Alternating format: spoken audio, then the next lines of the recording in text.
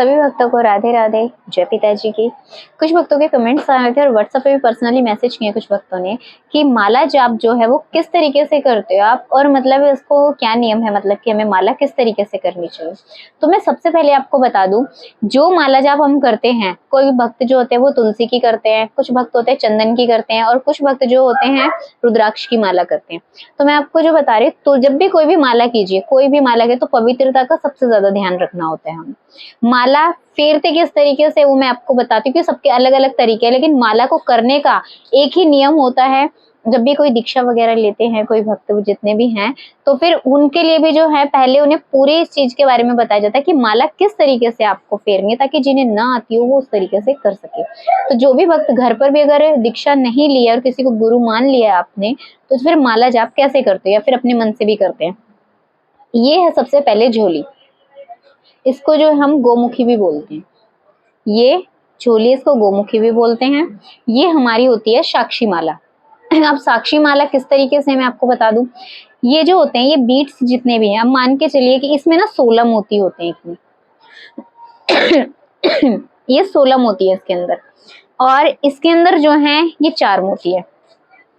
अब जब आपने मान के चलो एक माला आपने पूरी कर ली, 108 मोती की हमारी जो है एक माला होती है, आपने पूरे 108 मोती कर लिए आपने, तो आपको क्या करना है, एक ये मोती जो यहाँ से नीचे कर देना है।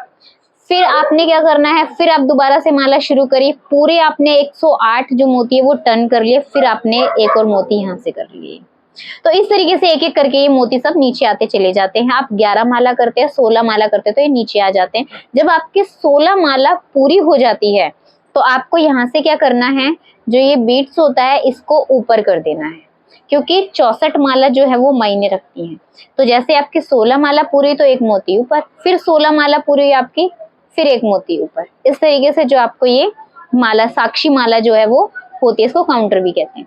अब माला जो मैं आपको बताती हूँ, ये गोमुखी का जो है ये हमारा हाथ होता है, हम इस तरीके से करते हैं, तो इसको हम, ये फिंगर हमारी जो है ये ऐसे बाहर आ जाती है।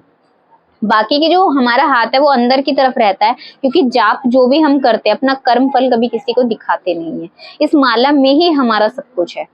अब मैं आपको अपनी माला जो है वो मैं दिखाती हूँ। ये मेरी तुलसी माला है, ये मेरी तुलसी माला है। तो ये तुलसी माला जो है मेरी, पहले मैंने इसको घी में डिप वॉश किया था 3 दिन तक। 3 दिन तक मैंने इसको घी में डुबो कर रखा था। उसके बाद जो है मैंने जाप के लिए जो है पहले फिर माला को साफ करके फिर इस्तेमाल किया था। इससे पता क्या रहता है, मोती चटकने का डर नहीं रहता है।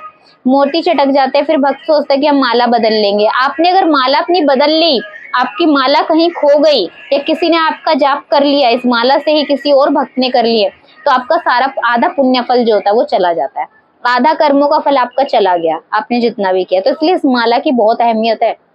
ये सुमेरु होता है, ये सुमेरु है, श्री गणेश जी हमारे ये सुमेरु है। आप माला कर रहे हो, देखिए ये हमारी फिंगर इधर रहेगी ये वाली।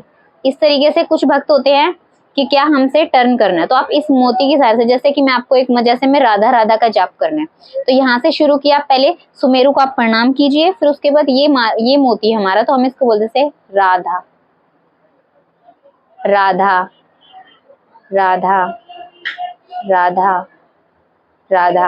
अब ऐसे करते करते करते जो आपने ये पूरी जो है 108 मोती जो आपने पूरे कर लिए। अब मान के चलिए कि आपकी माला यहाँ पहुंच गई, अब यहीं पे आप आ गए हो माला करते करते, यहाँ से आपने शुरू की थी और आप माला करते करते जो है आप इधर आ गए हो, ठीक है। जैसे कि हमने यहाँ से शुरू की थी, आपने माला ऐसे ऐसे ऐसे ऐसे किया, आपने करते करते जो है आपकी माला आप पूरे टर्न करते जा रहे हो। अब तो ये माला जो है आप यहाँ पहुंच गए, अब राधा राधा राधा। यहीं से ही आपको क्या करना है, यूं टर्न कर देना है। सुमेरु को जो आपको पार नहीं करना है। फिर से समझ लीजिए, मान के चलिए आपने यहाँ तक माला आपकी की है, तो यहाँ पर हमने बोला राधा, फिर राधा। अब यहीं से ही जो है हम इसको टर्न कर देंगे।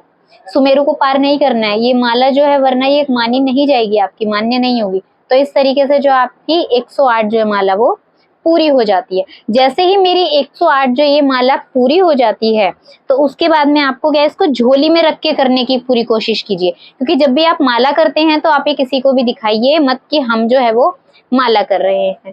और जिन भी भक्तों के पास में ऐसी वाली झोली मालाएं होती है वो प्लेन वाली लीजिए। नाम वाली जो है हमारे गुरुदेव भी मना करते, कहते नाम वाली या फिर प्रिंट वाली भगवान की फोटो छपी वाली माला नहीं करनी चाहिए, क्योंकि हमारे हाथ लगते रहते हैं। और पवित्रता का ध्यान मैं आपको बताती हूँ किस तरीके से। मान के चलिए कि आप फ्रेश होने जाते हैं, शौच क्रिया के बाद आते हैं, तो आपको स्नान करना बहुत ज्यादा जरूरी है। अगर बाई चांस कुछ वक्त बाहर ट्रेवल कर रहे हैं और वो शौच क्रिया के बाद नहीं नहा सकते हैं, तो आपको क्या करना है, थोड़ी सी रज लेनी है। रज को जो आपको चाट लेना, फिर पानी पी लीजिए और थोड़ा सा अपने ऊपर रज भी जो छिड़क लीजिए। इससे जो आपकी पवित्रता भी कायम रहेगी। सफर के लिए, लेकिन आप घर में हैं, अगर आप नहा सकते हैं तो कृपया करके नियमों का पालन जरूर करें। ये माला जाप करने का नियम है। तो आप इसी तरीके से अपनी माला जाप कर सकते हैं। सभी को राधे राधे, जय पिताजी की।